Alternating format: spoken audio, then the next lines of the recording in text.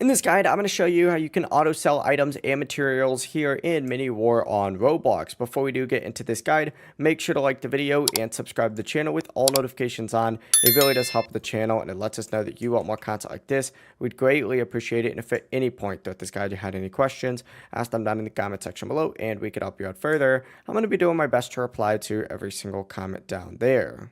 Now, when you open up the game, you're going to see a little bunch of menus all around. You're going to see an auto sell option down here that you can go ahead and tick on and off. But in order to get this auto sell option to actually be available, you need to go into your shop and find auto sell on here. It's going to cost about 99 Robux, so make sure that you are checking the price before buying it. But what you can also do, which is super interesting, is go to this little buy section, go to the shopkeeper himself, open this up, and you can go to the special tab and look for like the storage center, which what this will do is collect everything from nearby.